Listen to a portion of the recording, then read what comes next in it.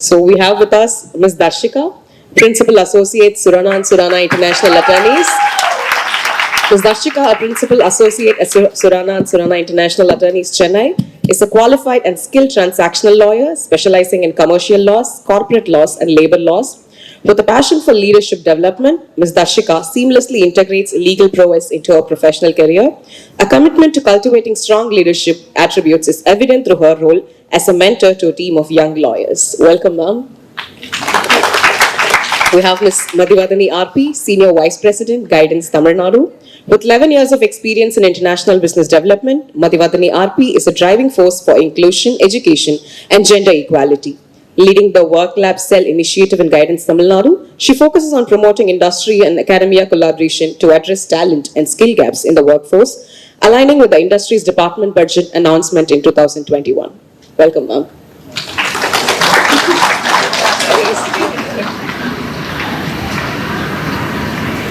Ms Panchi Samuthirakani, Technology Entrepreneur, Certified Information Systems Auditor. Ma'am is a postgraduate in Engineering and Management, brings over 2 decades of experience in technology and financial services, certified as an Information Systems Auditor and Cyber Law Professional. She has successfully accelerated and headed operations for a PSU Bank's Internet Banking, Mobile Banking and Payment Gateway.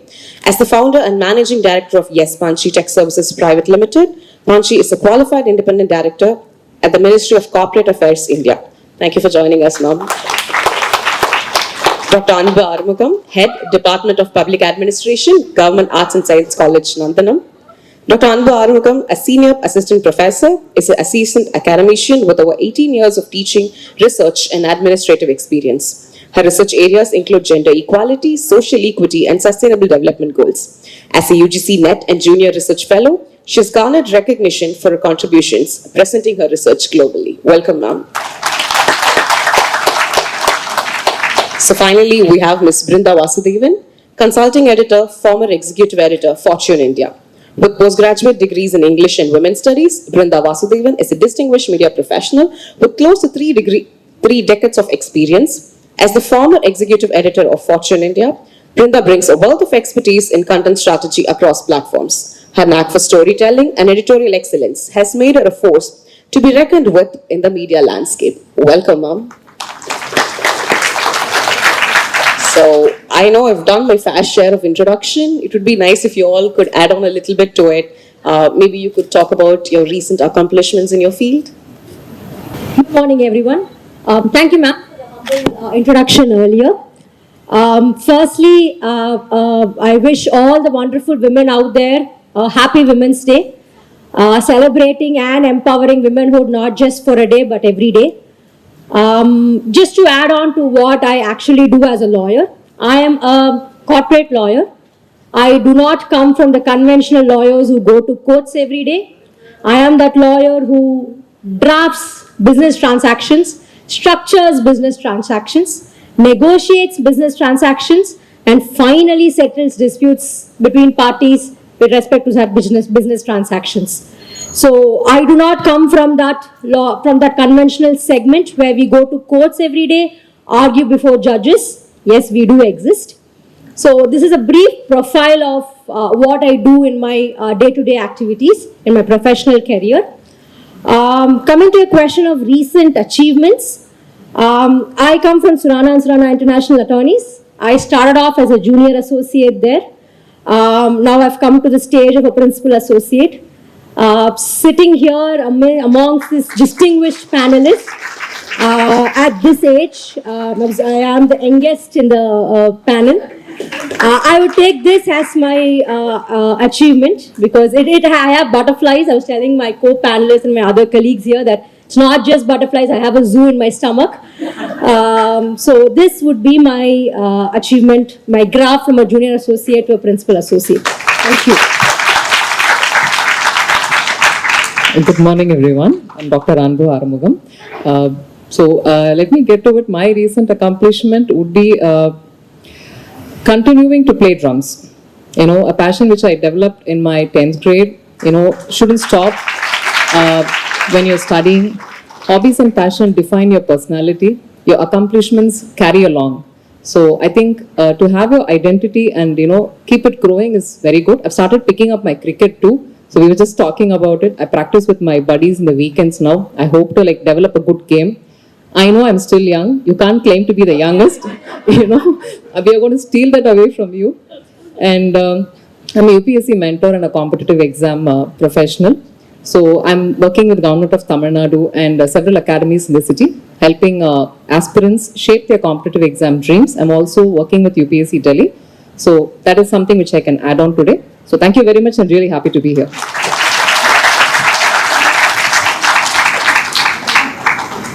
Thank you, team.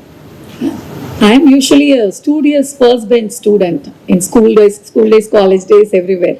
And I used to pass whatever exams I used to write after my college days. I was selected in some 3-4 jobs, and then finally I thought Indian Overseas Bank was nearer to my home in Chennai, so I joined there. Whereas a technology person, I am a software engineer, and my passion is cyber security. So my achievement, what I can say is, last 2 years back, I left my job, which is always considered as a calm and composed government job. So last 2 years back, I left the job and now I am a technology entrepreneur. Last 2 years, I am enjoying really my life as well as my career. Very recently, what we have done is, I have started an initiative called FinFriend, FNFRND. In fact, the name was coined by one of the college students like you, who was my intern. When we were doing technology projects, actually we started in development of one cyber security application only. Meanwhile, during the development, we thought that the essence of the real cyber security or financial security, that your digital security, is not reaching the common public. We are speaking so much of technology.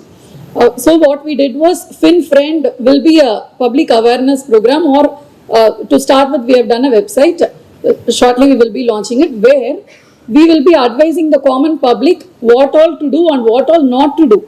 Even though RBI is coming out with so many regulations and advices and all, see, if you have internet banking website, what are the basic things which you have to do? Like you can change your daily limit, you can reduce your daily limit, or you can disable your international transactions. Like these and all are not at all conveyed or told to common public. So this is a recent thing which we have started and working on. Shortly we will be announcing and it will be launched for the public. Thank you.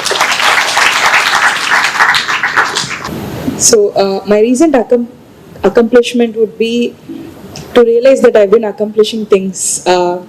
So when people ask me, what have you accomplished? The very feeling that you think of me as an accomplished person is really mind-blowing.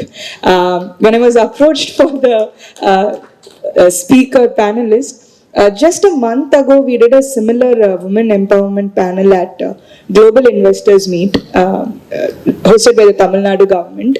And I was amongst you all, trying to check if the mic's working, if the speakers have arrived. And it was Malika Srinivasan ma'am from TAFE and Bharat Biotech's co-founder. It was the who's and who-alls of women leadership.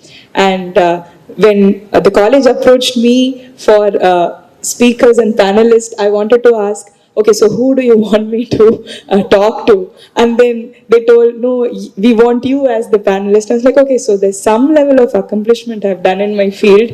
And this in itself is self-congratulatory. So yeah, I think that would be it. Thank you. Thank you. Yeah, one of the advantages and disadvantages going last is, I'm going to repeat a lot of what they've said.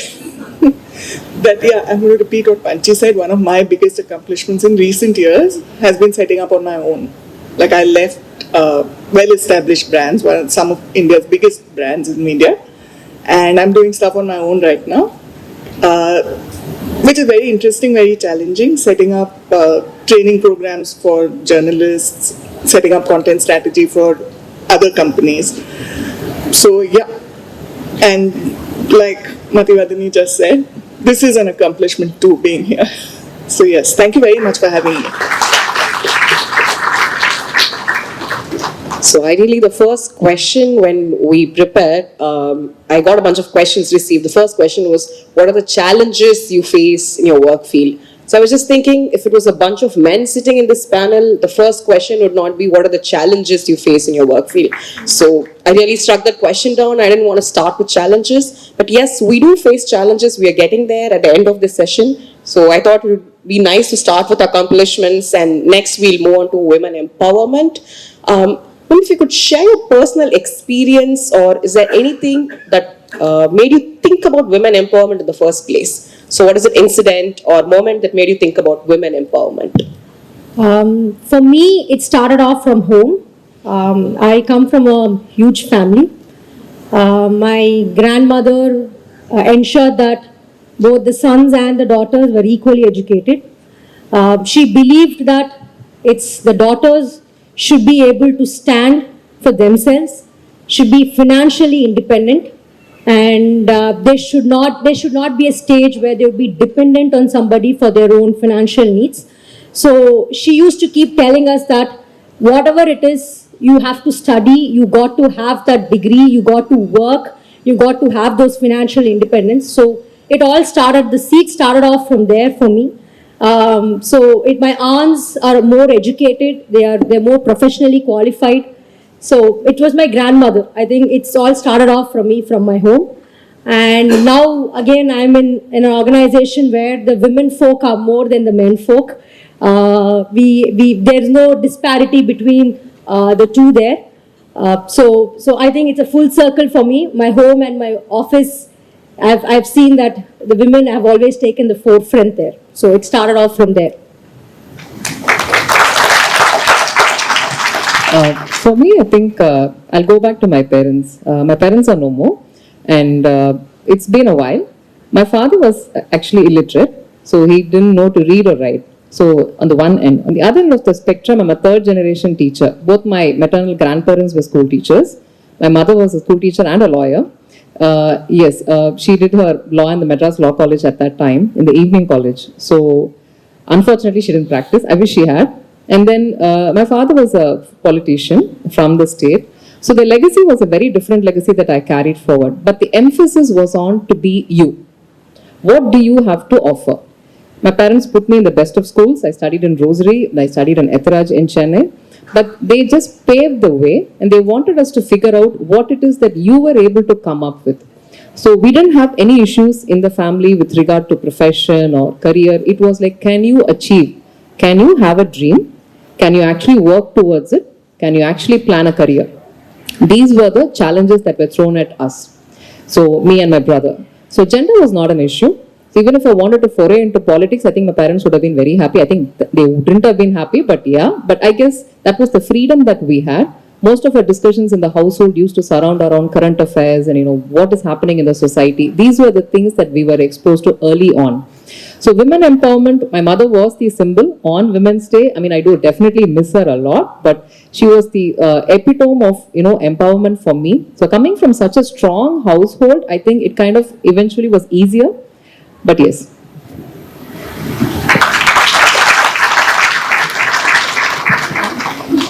Maybe to continue with the parent side, what the other speaker said. In my home, in my father's side, always everybody will be given education, no doubt in that. All men, we come from, native is south, Tirunelveli, that side, and also we come from deep south Tamil Nadu. The culture is all women will be given education, at least in my family. Women as well as men. Men means they can go and choose any work, they can do business and they can serve it. Women means teacher, everybody will score 90s, 100s only, all girls in my family. But you have to be teacher or college professor. We will be given education till PhD, till MPhil, PhD, whatever you want you can study. But you have to be as a teacher or lecturer because you will be working with students or women folks in the office. So when I finished my +2, I was also asked to, I got admission BSc Max in Koide Millet and I did 3 months. Then when engineering results came, it comes late, a bit late. Around October, November, I got engineering seat. Then my daddy fought with everybody at home. In the sense, my grandparents, my mother, even my mother was against me doing engineering. She said, why? This is a new thing in family. How can a girl be an engineer? Then my father said, no, she has scored more. She has to become an engineer and she has to work. Then my mother said, if she is on her own, how will be the discipline and all, we don't know. And like others in the family may scold her that she has not raised the daughter well when we are going and working with men and all. So I was totally, then my father told, no, she will be an engineer. I will take care of her. She has to do. Then I came into software. That was the first step. Then when we come to office, we can maybe theoretically speak women empowerment, everything. But I'm actually first time I'm so happy that I'm sitting with all women and I'm speaking. This is the first time in my career. In 27 years of my experience, I have been there in so many stages. Maybe in college, I had been with girlfriends. And as a professional, this is the first time I'm thankful to MOP as well as Surana and Surana that this is a all-women panel. See, whenever there is a panel like this, no, nowadays, whenever they call, no, they will say, Madam, there is one woman speaker at least has to be there. Then I will say, if you want to fill up that one woman speaker, then I am not the person. I am not having time. I will not come. You take up somebody. Then after that, they will change the words. Like the next time and all, when they approach, no. We need women in this profession like that. Okay. The real challenge comes to when you really go to job. See, here and all in theory we can speak, but when it comes to boardroom, when 10 men are there and when I am there as a only woman or anybody else, men, I don't know, this is my experience, maybe if it is wrong, seniors may correct me. For most of the men, it is wired that women means women cannot give better governance idea or something or technology idea. So to come above that, and when you are to be heard, your thoughts or your ideas as a woman has to be 3 times stronger whatever men are bringing into the table. For that, what I did when I finished engineering, after I joined the job as a fresh engineer, then I understood this concept. If you are knowledgeable, then only others are hearing you. What I did M.Tech Computer Science. After that, MSc Psychology. Because I'm a cyber security person. I used to deal with the hackers and all. We have spoken to hackers, deals, ransomware attacks and all, we have spoken. For that, I did MSc Psychology. Then I did MBA Banking and Finance. Because at one point, somebody told, you are developing banking software, but you don't know banking, how you can write. Then I said, that's all. No, in 2 years, I finished MBA Banking and Finance. Then diploma in cyber law. Information security. What the point is, the more you study or the more knowledge you have, knowledge is power. There won't be any challenges at all. Ultimately, knowledge only is power, not money or not wealth or not your position. In fact, even when I was scale 3 or scale 4, even to GMs or MDs of the bank, I used to represent. Even with most of the government officials and all, I represent. So, whatever be the challenges, if you have knowledge, we will be heard and we can be the hero wherever we are. Until you are entitled with something, you won't realize you're actually an entitled person. Only when that entitlement is removed, you feel that loss. So that happened to me in college. Until then, I was in this ideal world at home, at school. I was the principal's daughter, and the whole gender didn't come into play. Everyone wanted to impress me. Everyone wanted to be friends with me for all those brownie points. So I never had the feeling I'm a girl. Maybe that I'm lacking something in me, and none of it happened because both my parents were working, and home was an ideal setup. Like I think we're all lucky to have the best of parenting we've got. I think we are lucky that way, and I've got the best parents, and that was all cool. And only when I stepped into college, I realized, okay, I've been entitled with something that's really not the thing for every girl, and that's when it hit me.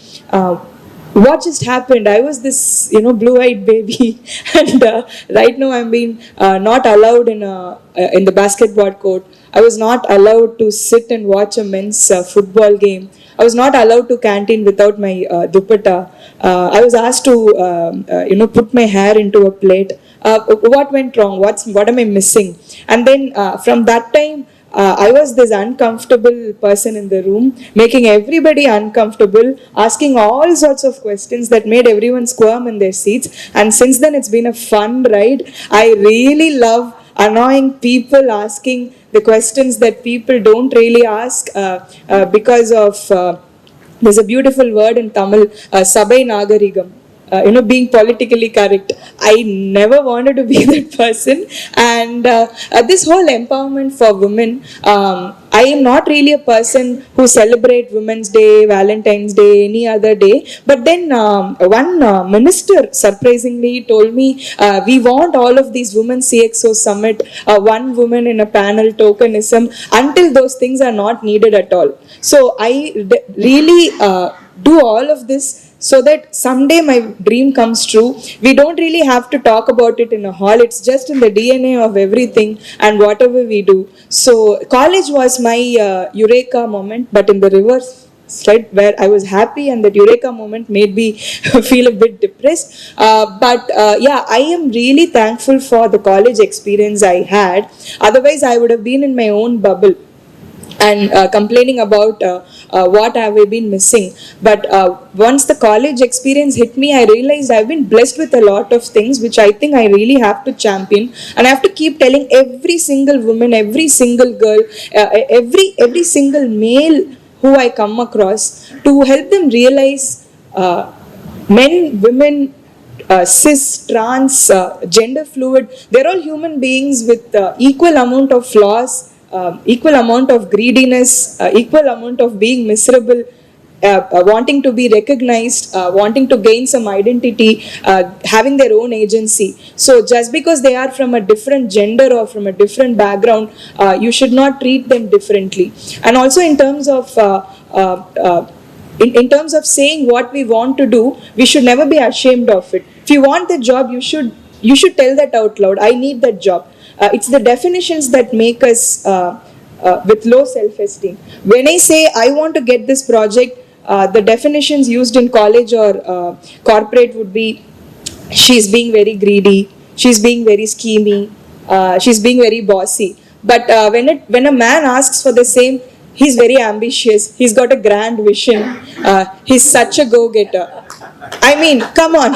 So I used to ask those difficult questions. The same thing my colleague asked. He is a he, so you think he is all ambitious. And when I say, you tell me you have 2 kids at home, is it possible for you? Why was that question not asked to this fellow? And everybody in that room will get all very uncomfortable. I really enjoy that. So I hope I make a lot of people uncomfortable that way. So yeah, that's how I got into the whole empowerment scheme. Until the whole empowerment word should be banned for women, it has to be human empowerment. Yeah.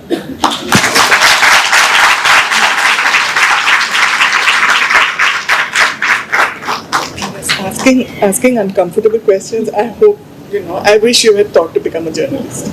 We need those people. No? Is this better? Yes. Yeah. So, pretty much like everybody on stage, I think I am very lucky. I come from a position of massive privilege where women were not really seen as anything different from the men in the family. Education was something that my grandmother, for one, my maternal grandmother was, like, she had this huge thing about the one profession for all girls in the family should be teachers. Everybody should teach. Everybody should teach.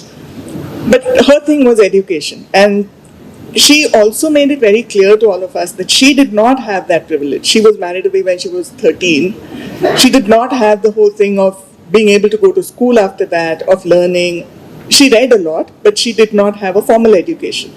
So she was very clear that everybody in her family would have it and would be able to stand on their own feet. And yeah, that like everybody else here, I think we all stand on the shoulders of giants here. But equally, I don't know, I was made very aware from a very young age that for every one of us sitting over here, there are a million women out there who don't have that privilege. And this is something that, for me, I was very lucky that this was taught to me at a very young age. So I grew up seeing inequality. You grew up seeing that some women are not allowed to do things which you are taking for granted. In college, I could go out for a movie, I could stay out late. There were so many of my friends and classmates who just could not. Fathers would come at 6 o'clock to pick up their daughters. So I think it all started there. And from there, the media industry is a bit of a schizophrenic industry in that sense. You have, on the one side, you have vocal, very strong women.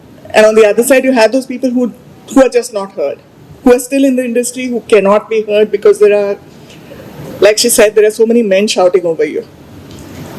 So yeah, all of these things have shaped what I am today and what I'm doing today.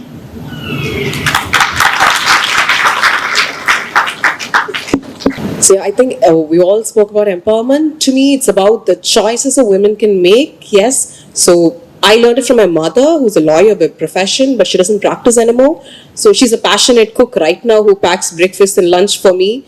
Irrespective of whatever happens the previous night, 3:30 or 4 in the morning, I would be hearing a lot of noise in the kitchen, and I know that woman is up there doing something. So, and then when you ask her, you were a lawyer by profession, what are you doing? She said, I'm happy doing what I'm doing right now, and it's a choice that I took for myself.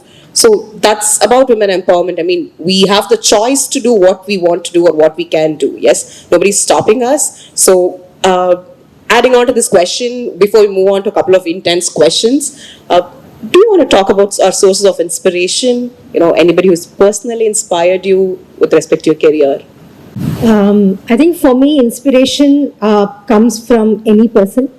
I don't have I don't want to tell in a negative sense, but I don't have a role model per se. I've always been inspired by a lot of people.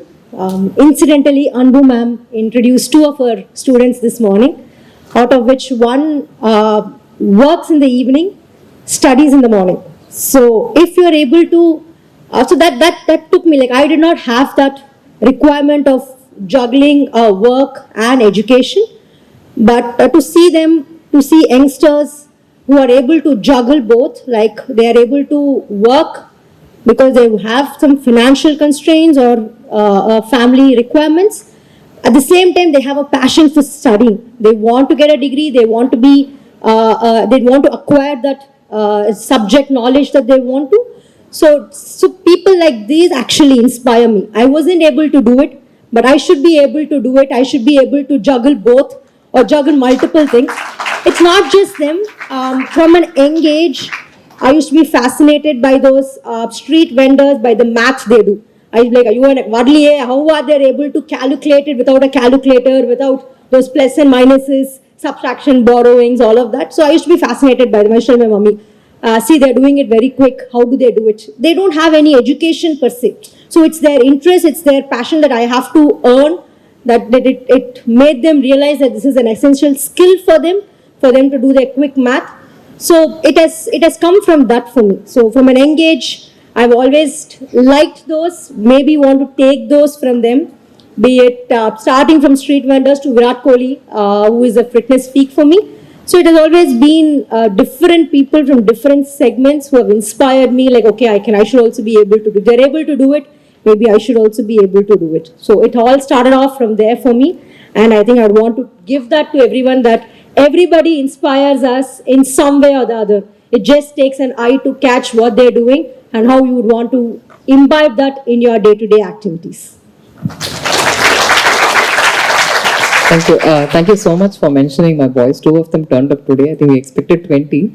But yeah, I'm sure they're all doing their work, earning their livelihood. If they're not here, they are not here for a reason. So not by choice. And see, for me, inspiration is when you come from a place of privilege, it's very rare to point out somebody as your inspiration or a role model, because it's a given. You end up in school, you end up in college, the best of places, the choices are given to you. It's like a buffet. But when I started working, I spent a decade in Annamalai University. I used to work in the distance education wing, India's first private university. And when you see people taking out a student loan to pursue an undergraduate education through distance education, how many of you can actually visualize that scenario? Number 1.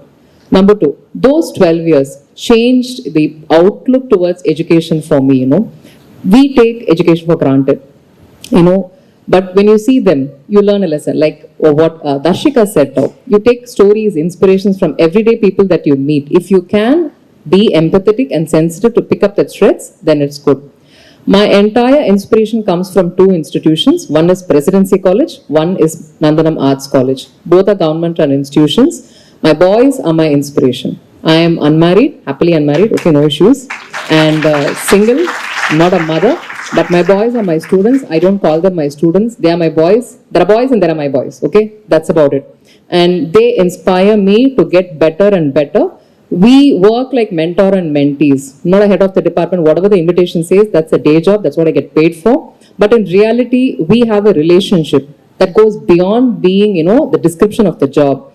That's what, when the principal and the ma'am spoke about, the future is sitting there, how do you shape them? What do you give them? Where do you take them? This is what we are supposed to do. When they come here and sit here in the panel, he may not be getting paid for 4 hours, but what he hears from today, what he, interacts with you guys, what he takes away from all this is what we aspire to do. And that's my inspiration to stay in the job in spite of all the challenges, which we'll get to it later.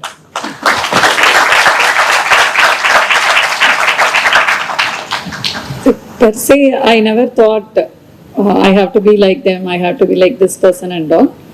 Maybe always I wanted to be a better version of myself. But whenever there used to be some dull days, we used to have dull moments sometimes, no? It's not that always it is flowery, glorious, happy days. So whenever I'm dull, or sometimes we'll be physically and mentally tired, juggling office, career and our personal studies, career growth, everything. So I used to always think that at least we are given an opportunity to do this.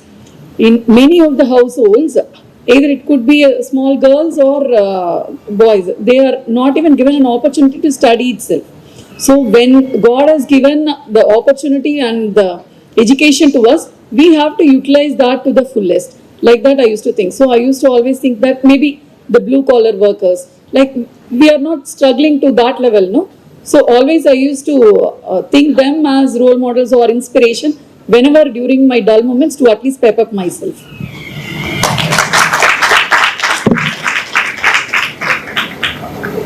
For me, there are many. For everything, I actually have a role model, and in the literal sense, I model my life sometimes, faking till you make it. You mirror what that person would have done, then why am I feeling low? So I really take my role models and inspirations quite seriously. So it could be like role model for this issue, role model for the other one. But top of mind recall, I like Indranui ma'am a lot. I watch a lot of her interviews, and she's quite cool and a good swashbuckling CEO for me. I think I like her. And Adele, the singer, she's the best. So whenever I'm dull, I listen to her songs. And sometimes I look at my sister and my mother. They are the best when it comes to juggling work and family and always having this composed nature, talking to. So she would have had something to deal with my grandmother at home, and then 8:30 a.m. she goes to school and she signs all of the board exam certificates. Like the morning 8 o'clock issue never happened. So how do you compartmentalize your life like that? So they are my inspirations for that. Of late, I've been taking a lot of role models from men. I position myself to be the male in terms of thinking, and I do that. It actually pays off. When you think you have nothing to lose, nobody to judge you, nobody to criticize you, that's liberation. So for that case, I take a lot of men to be my inspiration. Unfortunately, they are the ones who are never judged for anything. So whenever we do something, we always be like, good, great, wonderful. And then when men do something, this is something he can do in his sleep. So even that condescending appreciation felt like an insult to me. Why the validation? I know I'm doing a great job. I never needed your appreciation. So that kind of answers came to me when I thought of me like a man. So my father and my husband are the best inspiration for me. Some of you know my husband here, my dad here, Arpita, you know. So they are this chill, free-spirited, liberated people I've ever seen. Never care about what others might think of their behavior. So I used to think, how are they always happy? How are they not worried at all? You're wearing an orange color floral diagram trousers and going to the gym today. Hello. So I was like, yeah, what's the problem? No, if I go like that, I would have had some 10 comments on the way. Bright, leggings. Oh, dull leggings. Oh, this is not you, Madhi. You should go back to your fashion. Like, who is asking you for all of those comments? So I've started trying this. I'm trying this whole looking at male community and how they simply shrug off anything and go about doing what they want. So it's actually a good strategy. I would recommend all the girls to do that.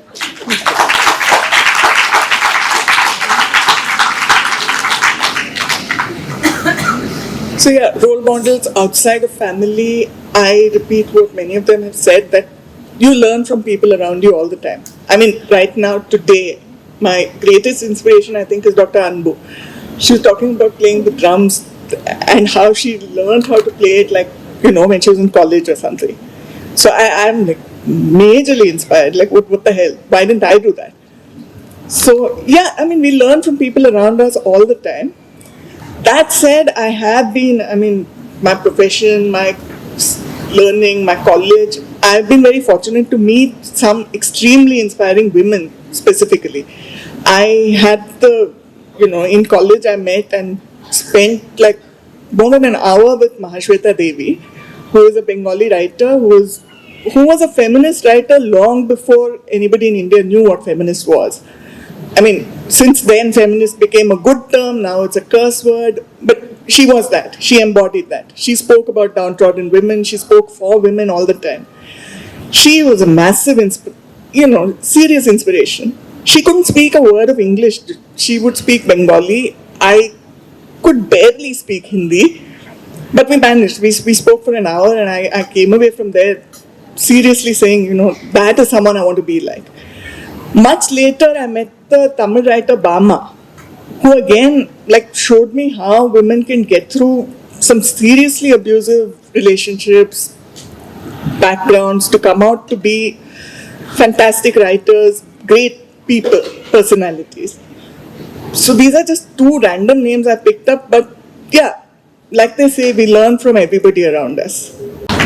I think a couple of ice-breaking questions are done. So when I have a bunch of experts with me, I really have to listen to what they have to share about their field-specific questions. Yes. So I'm not letting them go before giving them insights on, what they're doing in their field. So I would first start with Ms. Darshika. So this is about how do you enhance diversity, inclusion within the legal profession, and why is it important for the field? Thank you. I would first start off, I think that was what was given in my video also. Inclusivity for me starts from home first. I come from a slightly orthodox family where men have certain things to do and women have certain things to do, starting from taking the plates or cleaning the household. So I used to be, though my grandmother was all this kind of a person that education and all is required, but when it comes to that religious practices, I think she had her own inhibitions that this is how we have to do, I don't know how, otherwise what will happen. So all of those were there, but I think I started off telling that no, it cannot be done. If I am asked to clean the floor, let my brother mop the floor. So it all started off for me from there, inclusivity. I'm 29. I'm still fighting that I need some more time to get married. I'm still trying to win that argument at home. So it all starts, like I said, for me, it always starts from home. If I'm able to change my household, if I'm able to change my people, I will be able to change the world at large. So I want to first start winning smaller battles at home, then go on for the bigger battles.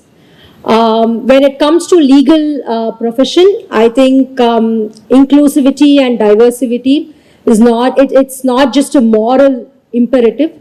It's an essential step for creating more robust and equitable legal ecosystem. In my opinion, the legal landscape has evolved, not just to the legal developments and legal judgments that have come up, but it has also started to recognize to the need for having a more inclusive representation with more diverse voices.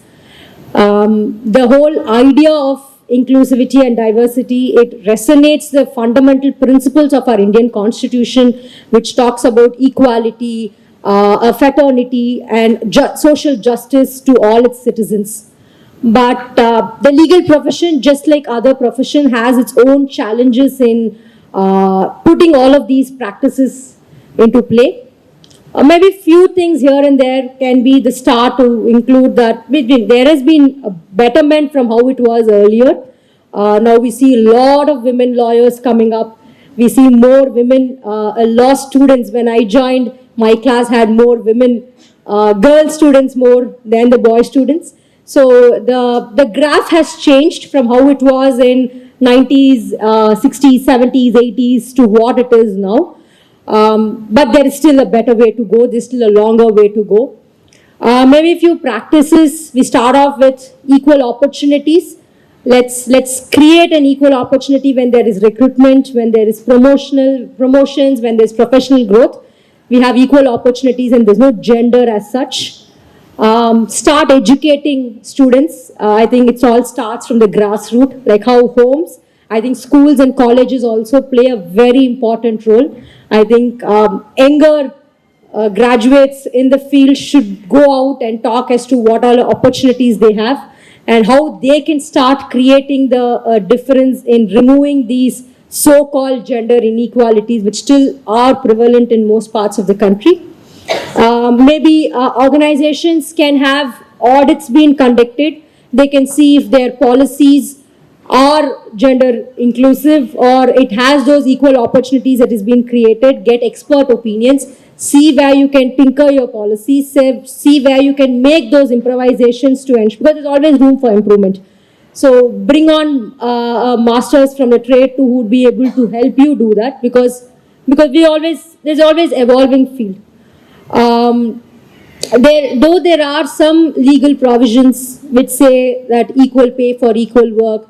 If it's a public listed company, you should have a women director. One women director should be there. Otherwise, you have penal consequences. So while you have all those laws in place, it is the practicality and the implementation part of it which I have a trouble with.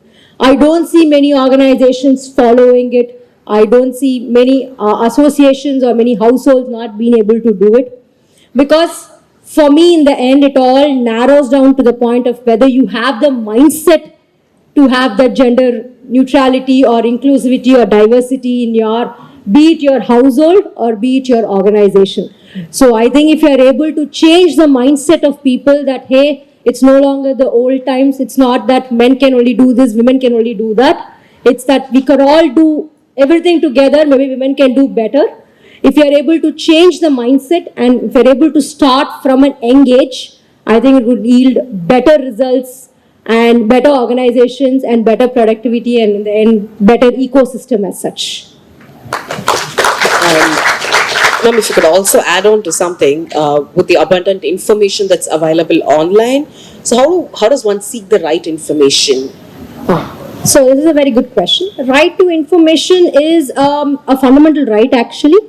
You have the Right to Information Act 2005, which is again nothing but a branch of your freedom of speech and expression under 19(1)(a) of the Indian Constitution. But given the fact that it is a right that every citizen is entitled to, but we do have in India, we do have certain challenges when it comes to the dissemination of information. For me, the first drawback would be the digital divide that happens in India. The urban areas, the metropolitan cities or tier 2 cities, tier 3 cities have better access to internet connectivities. They have news or any other information on their fingertips. But when it comes to rural areas or other backward areas, the lack of digital literacy and the normal literacy as such is one thing where they fall back on getting information. So they're dependent on those traditional methods of newspapers and other radio channels where it's at least a little delayed them compared to your internet. Now I switch on Google, I switch on my net, I get everything in a gist, correct? So first is your digital divide. Second is the language barriers. Our constitution recognizes 27 to 29 languages in our country, but still the prominent ones are Hindi and English. So again, that's one drawback where I see that people are not able to have access to information. When it's in English, not everybody knows English. People in the elite community or in the urban cities or tier 1, tier 2 have that proficiency in good English, or they're able to understand when there is those fancy words being spoken. But when you come down, there are people who don't understand. So I feel that as a speaker, if I'm not able to communicate, or if my audience is not able to understand what I'm telling, I failed as a speaker. So I think the way we speak, the usage of words, our tone, our body language, everything is dependent on who our target audience are. Recently, I think last year, Supreme Court has said that, if judgments are all in fancy English and it's not understandable to the public or to the litigants, it's of no use. So they said that it has to be converted to the vernacular language of the petitioner or the respondent, whichever language they're comfortable with. Those judgments have to be converted. I think that's one step that I see, because legal jargon, sometimes we ourselves will want to Google, or we want to see our law dictionaries to understand what it is. So when it comes to public, or when it comes to laymen, I really know how difficult it is for them to understand those jargons and those huge judgments as such. So, and as I said in the beginning, the information dissemination is very, there is the gap in that. Urban cities and other cities get the information really quick, whereas sometimes when it goes to the rural sectors, the information is delayed. So because of all this, even though we have it as a right in our constitution that everybody needs to have access to information, these are a few of the drawbacks that I see, that it's not being catered to every citizen in the country. So how do we address these things? Maybe we need to have more of government information centers set up, where people can actually go and meet, get the information from them, first-hand information from them. They may be currently in existence, but it has to be more in number. Second, I think when it comes to legal requirements, we have a lot of legal aid centers. When I was in college, I attended a lot of legal aid campaigns where I go to the rural cities. I studied in Tanjavur, so a lot of rural villages and small villages across and surrounding my college. So we used to go to those, help them with their legal requirements, be it getting a legal aid certificate, or be it a birth certificate, death certificate, whatever it is. We used to go, reach out to them, talk to them, tell them the importance of those documents. So programs like these, I think, would at least be the step towards ensuring that everybody is able to get access to information.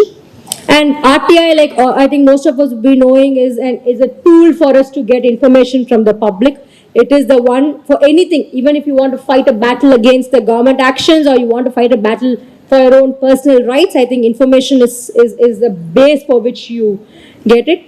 You can file RTIs online, you can file RTIs through postal, you can file RTIs for any action that you want. Like, let's say in your neighborhood you have a land which is being used for construction of a school. You can ask the authorities as to how, in a residential area, how a school can be constructed. You can file an RTI for that. Maybe you have a restaurant, you're going to contribute to a restaurant, you can file an RTI telling whether all those norms, SSIA norms have been, food and safety standards have been followed. So you have like these RTIs for various factors that you can file. There is a process. It's only 10 rupees is your application fee. So you have something called as, you file it, you have a first appeal, second appeal.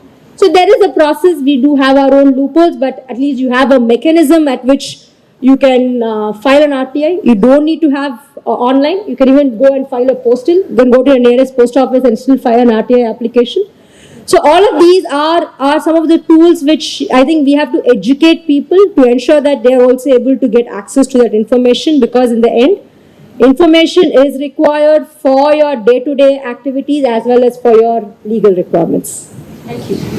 So I take a cue from the technical jargons which ma'am was talking about. So with this current social media age, all the news outlets, whenever a court verdict has come, they put something in their first image that will be so triggering But then I also truly appreciate the bunch of lawyers who are active on social media who take up that specific cause and try and explain what the verdict is about. It's not that first image or the catchy phrase that's happening. So this takes me to Brinda ma'am. So, there was time when we see a news or when we read a news, we didn't have to go cross-check the source or verify the source. But right now, with so much artificial intelligence, deep fake, where women are the most vulnerable target, and fake news, with a lot of fake news happening, how do you figure out which is the right news? I mean, what are you doing in that sphere?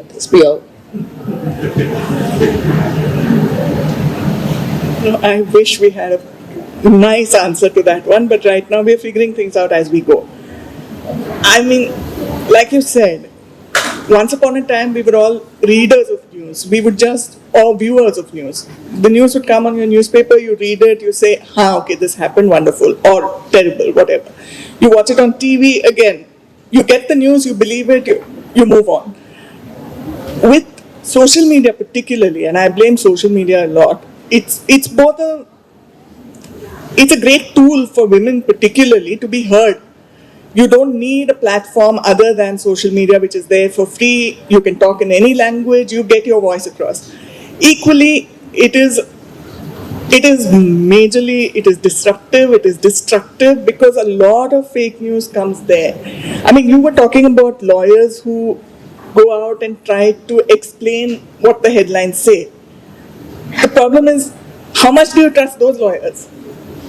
I'm not naming people, but there are people who come out there saying that, I'm a lawyer, I'm a doctor, I'm a historian, which is a massive thing these days. And I'm giving you the real news. I am telling you that, the British never invaded India, the British never came to India. And I will provide you with sources for this. Now, how much do you believe that? Your question was, how do you find out whether what they're saying is true or not?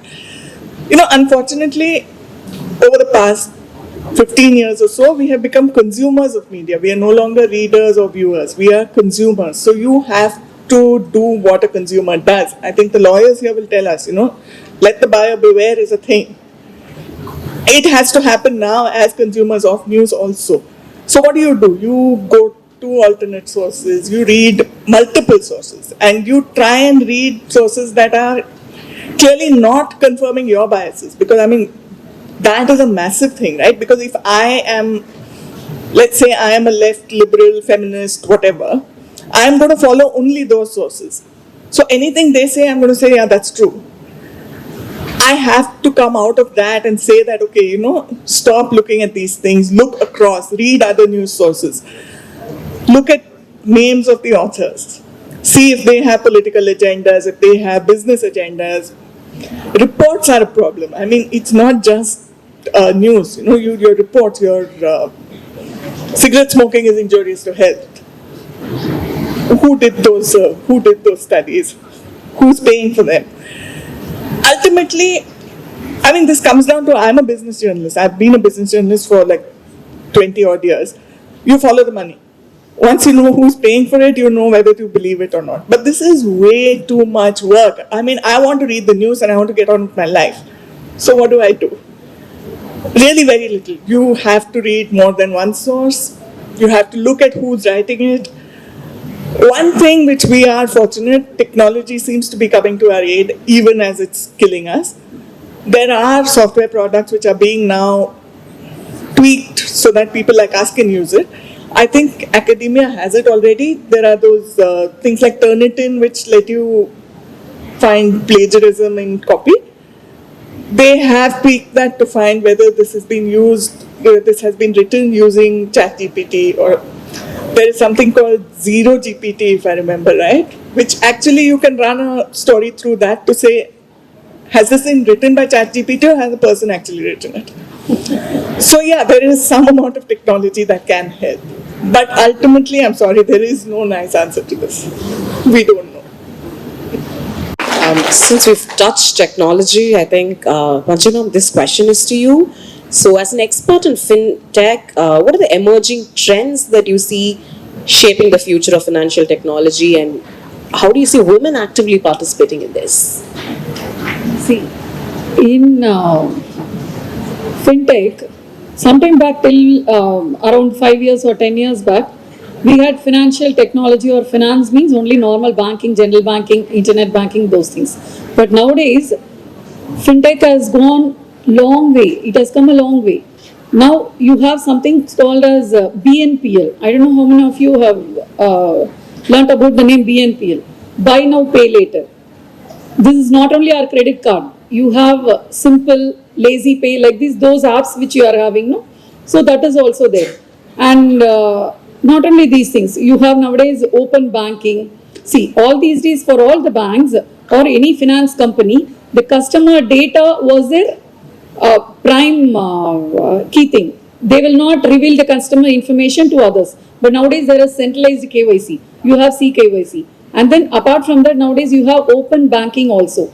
Open banking, what do you mean? Any banks or anybody, they can access information from the other bank also. So you have open banking. Like this, there are so many latest advancements. And why women? Because more women should come to fintech.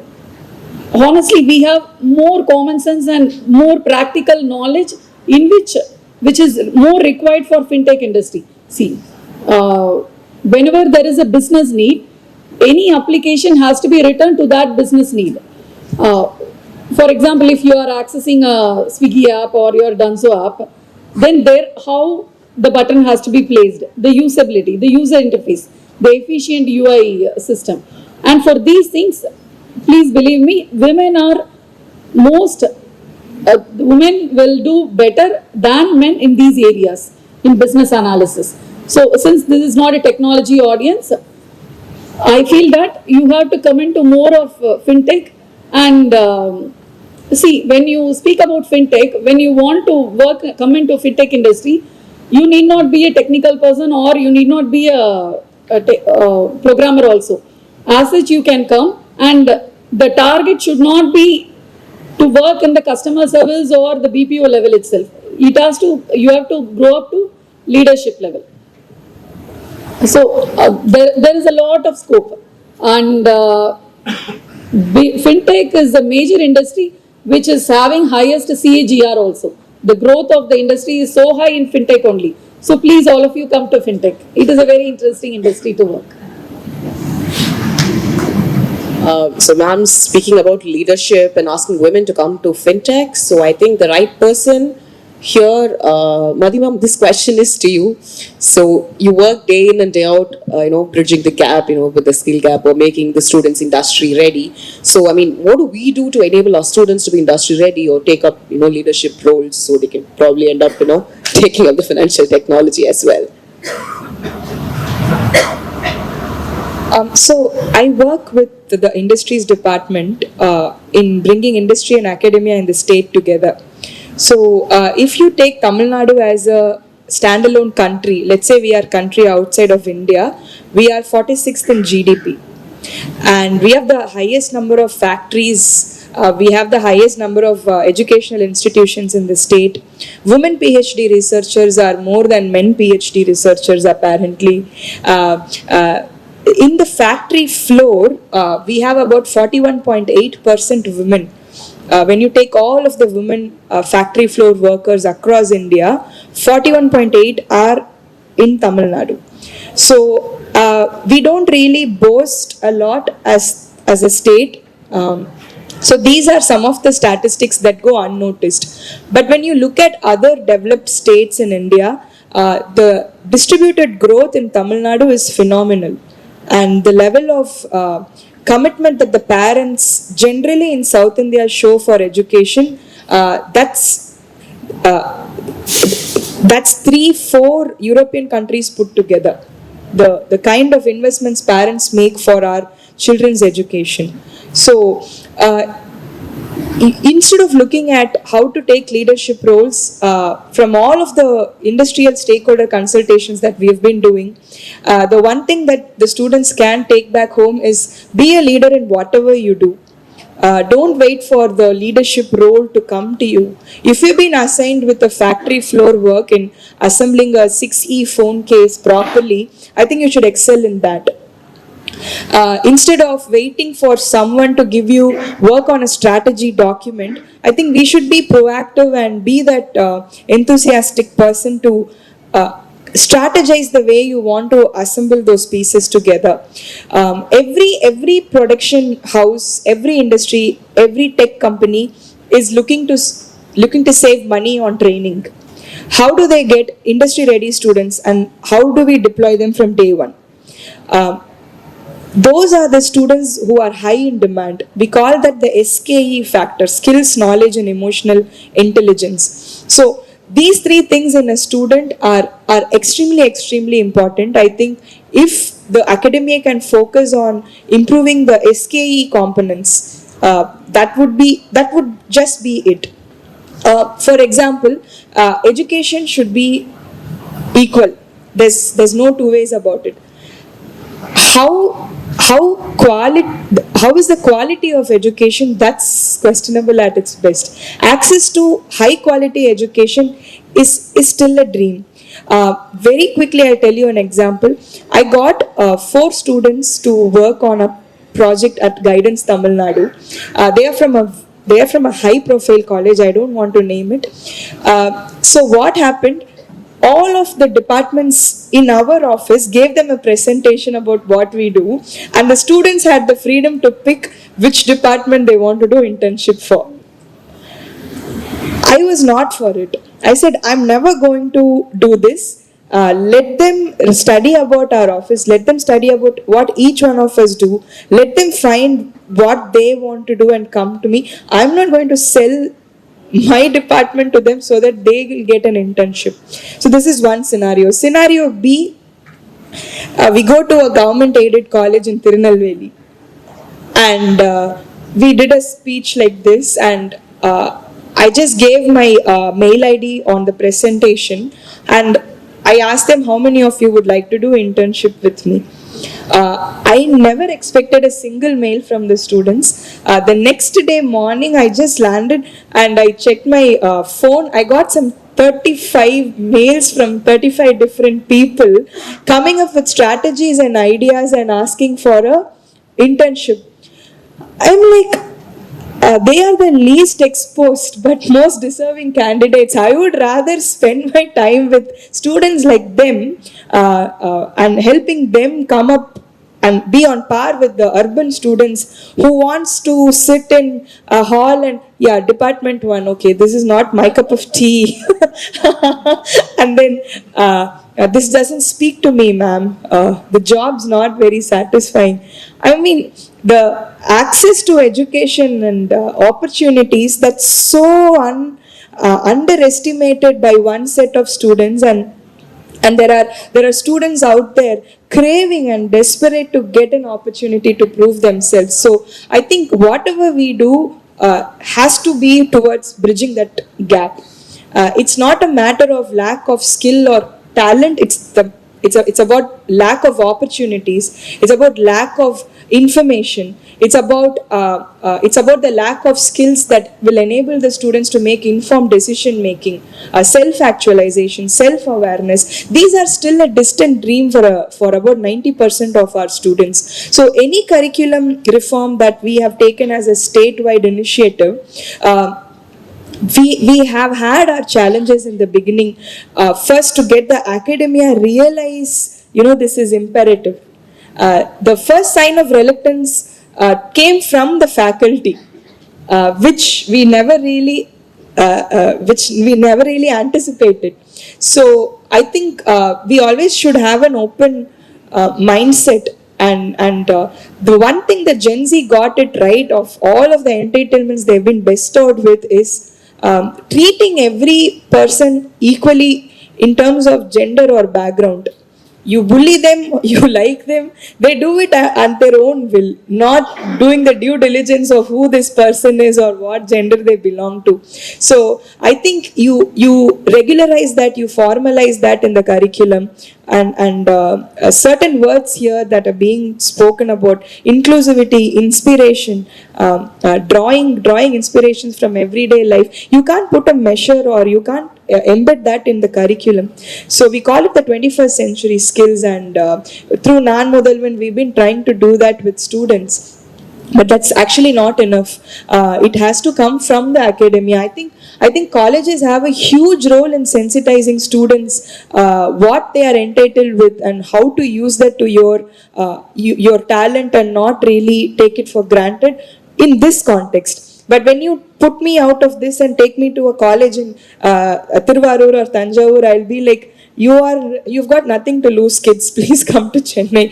Please start working with any industry you come across and start learning how the world works. So this kind of changing switches and shifting gears wherever I talk, it's tasking. So I want to give the same 3-4 tips to any college, and I think it will take another decade or so to confidently say in Tamil Nadu, a government college in Ambasamudram and a private college in Chennai has got the same level of exposure. I think I'm not saying we should stop growing and let the others grow. Whenever there's a privileged set of colleges that's got everything in hand, I think we should start giving knowledge transfer. That's the key. So if MOP Vaishnav has got it right in curriculum reform, it's astounding how the curriculum is designed. I think my submission would be government can only do so much. We are only an enabling body that provides an ecosystem. But in terms of acting on the policies we come up with, acting on the budgets we announce, I think it's every of us to act in the ways we want. So if MOP could advise a Lady Doak College or a Chellamal College in how we bought industry in designing the curriculum, I think they will be happy to learn from the peers. And it's not like you're doing any charity. You will learn a lot for your own curriculum development also.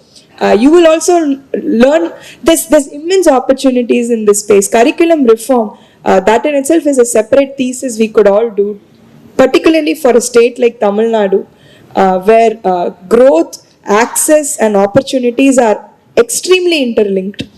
And then there is this huge pocket of disadvantaged peri-urban kids who think they got it all, but they are worse than a rural student. People are growing in front of their eyes and they can't do anything about it.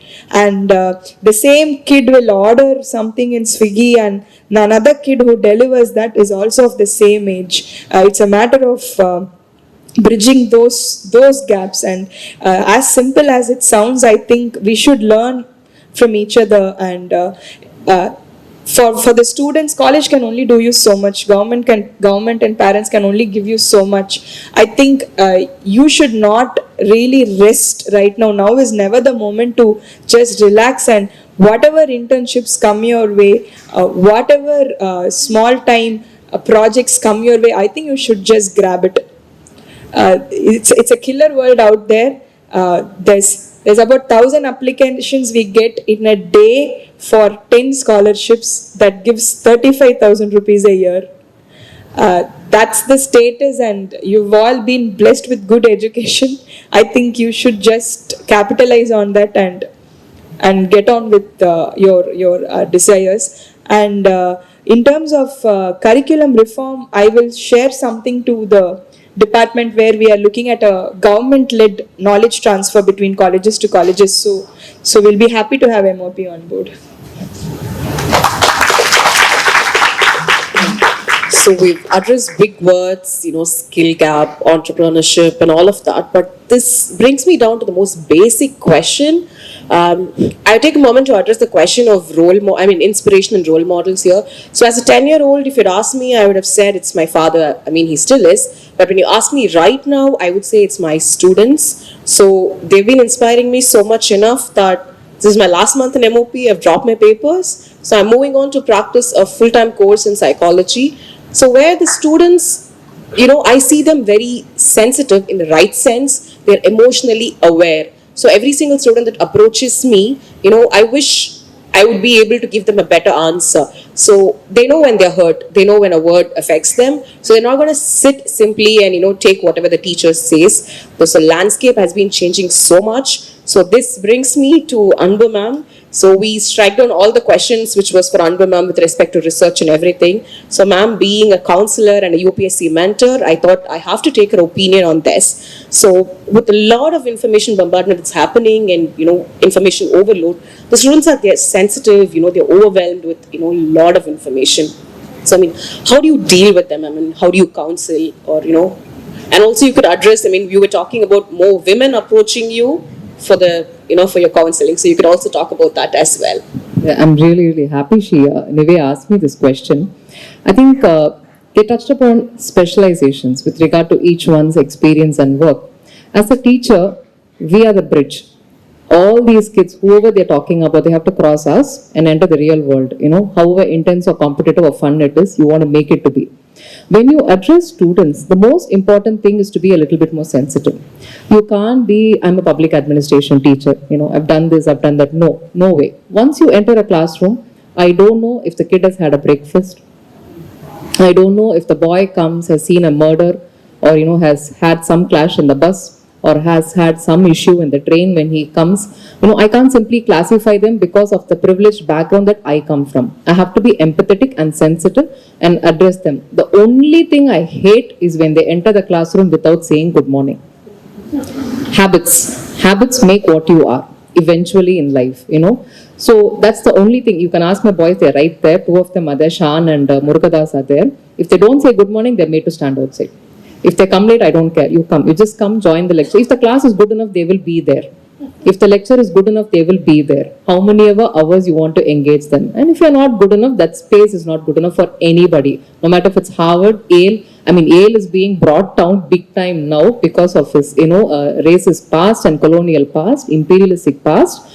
And when you address students, you have to understand that you're not just a teacher who carries a curriculum. Eventually, you're going to get a piece of paper which says that you received so-and-so in this particular period. But what experience that you carry out?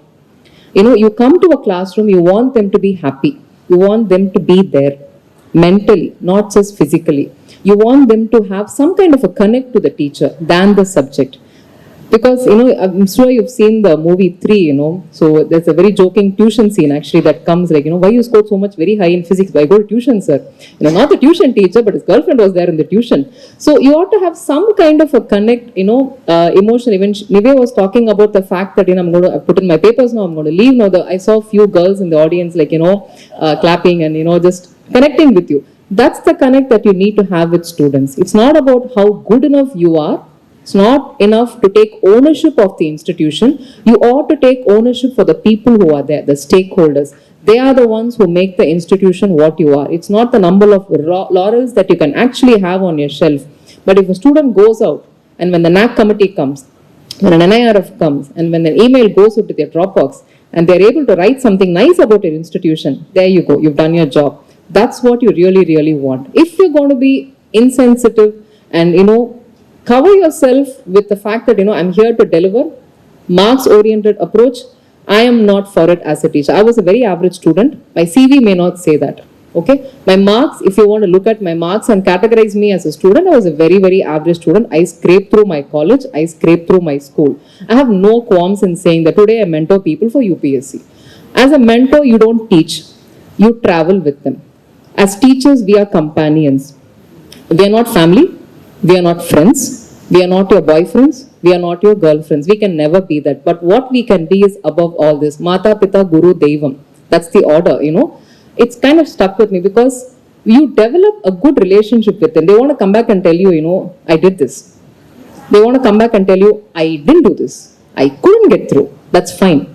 You want them to wake up the next day and still come back and, sit in your classroom and say, I want to do this, whatever it is. This is the simple philosophy that I carry into my classrooms wherever I am. They eventually get degrees. You all will. The system is not going to filter you. The system is an enabling system, like Madhi also said. We're going to push you out with a degree, no matter what grade you get. But what do you do with it? What experience you carry out of the classroom? Like, I'm so happy Madhi brought out the fact about, government college boys. teaching in presidency and Nandanam really changed my outlook for life. 10 years, it's been a decade with government colleges. I learned so much from them to live happily. Look beyond CV, look beyond resumes. These boys are not survivors. They're not charity. They don't get from the system. They give back so much to the society that we call Chennai or Mumbai or Hyderabad or Lucknow or Indore. Wherever government institutions are there, these are the kids who make the society. I really come from a place of privilege. My parents may not have been, but they have given me so much privileges. And going back to those classrooms, we don't have fancy lectures. Let me tell you that. We don't have a smart classroom, but we have fun. We learn too. Okay? They shine really well. Most of my students are into competitive exams. They do Swiggy, they do Rapido, they deliver, they work 3 shifts. They still come to the class. If they can actually do that, they don't have to, we'll anyway give them attendance. Fine. I'll tell you that openly in this forum. You can classify my institution as what you want. I'm a head of the department. The first batch is going to go out now. But I want that boy to know that, he has actually got that lovely experience in that college. The best time of his life is your undergraduation. I had the best time of, if I had a time machine, I'll go to 1998 when I did my UG in Etharaj in commerce. But today, I'll wake up and go to Nandanam any given day. 8:30, I'm there. I'm happy to see my boy sitting in the classroom, waiting to hear something about current affairs. You talk about Ukraine, you talk about livelihood, fine. I'm going to hook up with Madhi definitely and put some of my boys for internship. You're going to find the best brains sitting in those classrooms, So yeah, be sensitive, be happy. Credentials will follow. I'm going to follow Dhoni's philosophy. That's what I tell my boys. We believe in the process. We are doing something. May not be fancy, but yeah. Boys and girls, they compete for position of power and position of service. So how does gender affect the continuity of taking up the exam? Yes, so I am an aspirant myself, so 10 of my male friends are still preparing and 10 of my women friends are no more in the preparation. So we have a stats here, say in 2021, 177 out of 685 are women, and in 2022, 320 out of 933, there's only 320 women who are selected for the final UPSC service exam. So 933 and 320. 177 here and 685 there. That's hardly 21 to 26% of women in service and power. So what should we do here? I wish I had an answer, but I'll just share my thoughts a few minutes. I'm not going to elaborate and see, civil services is ranked as the 3rd most toughest exam in the world. Don't get scared. Something has to be ranked. If you're going to rank exams, eventually some exam will come in the top 10. So that's the way I'm going to look at it. You have to start early. Gender doesn't affect the exams, but in one space, gender affects because when it comes to marriage. So I met Sneha Jain. She comes from a Marwadi family. I'm not taking any names. Please don't mistake me. She shared. We had a Women's Day talk that's going to go live on YouTube now as we speak. Mandana Raj IRS, Priya Ravichandran IAS, the first lady to be in fire and rescue service in Tamil Nadu. She was conferred IAS recently. And Vandana Raj, a very young, dynamic Indian Revenue Service officer. She's a girl who goes for rates, income tax rates. And Sneha was the moderator in Officers IAS Academy. She cleared UPSC mains twice. She lost by 2 to 3 marks. I'm like, what are you doing here?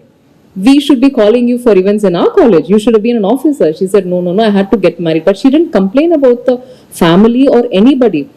She said her husband's, she's an entrepreneur now. She's a faculty at Officers IAS Academy, one of the very popular academies in South India for competitive exams. And she was very graceful in telling that, it was a situation I had to take a call. It was either family or pursuing that dream. So that stuck with me. I was like, why don't you try now? She said, I am old, I can't write. The limit is crossed. So that if that is a space, she was so brilliant that day. She was interviewing us, but sitting there was an officer who should have been, doing something. Could have been an IPS, she could have been an IAS. She would have done a great job. I think services is missing out on a lot of possible women who probably go back to start a family. I'm not going to say homemaker. Maybe, they invest in starting a family, spending time with the family, nurturing a family. We also need people to do that role today. So I'm not going to make it as a complaint, but it is a choice, a tough choice. But hopefully for you young girls, when we say future, don't just settle for white collar jobs. Madhi made that point very strongly, and I'm going to keep referring to her because it's not about what we achieve today. It's about we are here to make sure that you guys start coming into these stages. 5 years down the line, we should be sitting there like them and listening to you guys. That's the idea of events like this. So have perseverance, start early. Whenever in your undergrad, start early, go for coaching, get mentors. We are all here to guide you. Start writing these exams, get into politics. I saw the achievement video of M.O.P. It was very nice. I wish one day you're going to have civil servants in that video documentary, ma'am, soon, and probably a politician. Why not? It's not enough to, stick to traditional roles. You are the ones who have to design policy. The Women's Reservation Bill, I wrote a book in 2020. I never thought that will become a reality. To be very frank, it was a paper that got converted into a good book. And 2026, once the delimitation is done, mark my words, 33% women candidates are going to be needed by all political parties. So that's not us oldies. I'm not old, but anyway, okay, I've crossed 40. I'm still a young adult, but you're going to be in need of councillors at the panchayat level, at the urban level, at the state level, at the parliament level. Leadership positions are going to be in demand. So don't think wives of somebody will eventually turn up and they will get the positions. All that is done. So educated women like you, all the strong women sitting beyond the second row, all of you are going to be in demand. So start interning with offices. Start interning with, offices like Surana and Surana. Start learning, get out there and see what's happening in the real world, not only in the corporate world. Create a pathway. So you will have mentors. All of us here are mentors for you. So make sure you make your opportunity count. Don't just end up in a job, get a nice mobile. Yeah, fine. Every year iPhone will be released. Every year Oppo will release. That's not a life goal. That's a short-term goal. The long-term goal is to get an identity for yourself. We want to see more politicians from this college and more civil servants. So I really hope you guys need any help. You call us out. We'll be there to mentor you. Thank you, ma'am. So, one last question before we wrap up this and we open it to the audience for Q&A. I know this is a Women's Day panel discussion, but we have to talk about the men in our lives. So here is the question. How do you think men can be good allies, and what should we do to make men also be part of the women empowerment? I thought it goes an unsaid rule that men are allies to women. Less like how you say, behind every successful man there is a woman. I thought the other one is also true. But yeah, we are a little way back in that. I don't see anybody saying, at least rampantly telling that behind my success, my husband or my brother or my father was there. I think it all comes from the concept of men trying to understand that you need to start accepting the fact that you're creating a more inclusive ecosystem within your household, so that you start discussing, start appreciating, because I read somewhere on social media that almost 64% of women, they always underplay their compliments, they underplay their achievements. This is not self-respect or self-politeness, it's deep-rooted self-doubt that they have within themselves. So that actually put me in shock. It said that a woman, sometimes most of them don't return a compliment. I mean, they don't say thank you. They either return a compliment and they're like, nah, it's something that I do usually. I don't think that's a big thing. So I think when men start recognizing that, hey, this is how you are, this is what it is, you have done it, it's you, it's your success. If they start voicing out, if they start accepting the fact that the inclusivity has to be there, I think it starts off from there, and that's how they can start to be good allies to their women counterparts.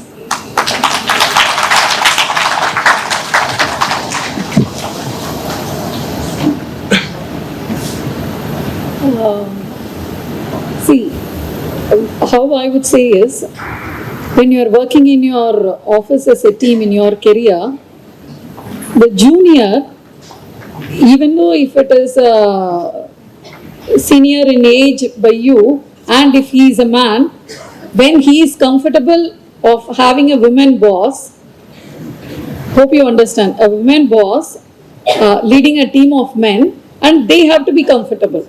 There comes the real inclusion. So that will come when you are empowered with your empathetic skills as well as leadership skills and your knowledge.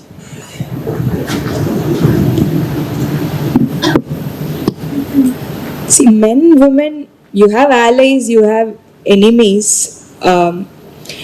How can we make them good allies? I don't think about it. If they appreciate you for yourself, they're good allies. If they don't, then perfectly fine with me. But one thing I've started doing quite consciously is remove or try to remove unconscious bias in men. However well brought they are, however well read they are, there's a lot of unconscious bias. The way they pose a question to women, unknowingly they show that they're being sexist. Like an example, oh, you often travel, you're always working, who takes care of your children at home? They might have asked that question out of genuine concern, but you have to give them the right kind of response. So I tell them, why don't you ask that yourself? You have kids too, you've also been traveling. Or who takes care of your children when you are out?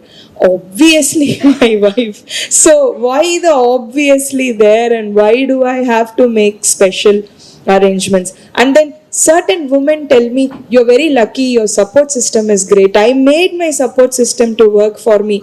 People who didn't support me, I completely cut them off. So it's not like I landed up in a wonderland where every man were encouraging. Whoever were discouraging, I just stopped talking to them, or they're not in my life anymore, which is quite refreshing and quite liberating. So, so have good partners, good friends, good mentors, good bosses. If they don't see your worth, or if they try to suppress your worth because you are a woman, don't have them. Quit your job.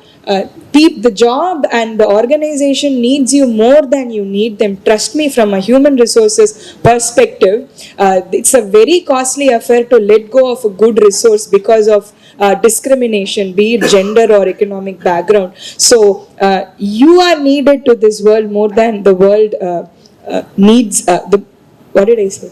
The world needs you.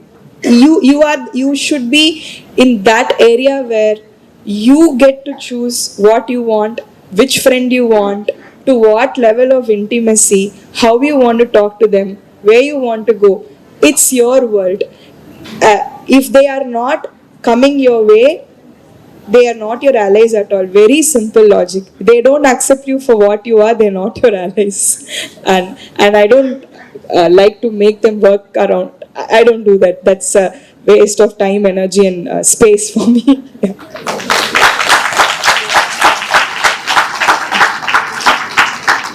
So just a couple of points to add to what everyone has said. One thing that we as women in positions of privilege, I mean, we are all in this hall extremely privileged. The one thing we should be very, very sensitive about is to stop generalizing. I mean, we all do it a lot. All men are terrible people, all rapists are men. We do it. I do it a lot myself. I think we need to be a little more sensitive about that and stop being so general about these things.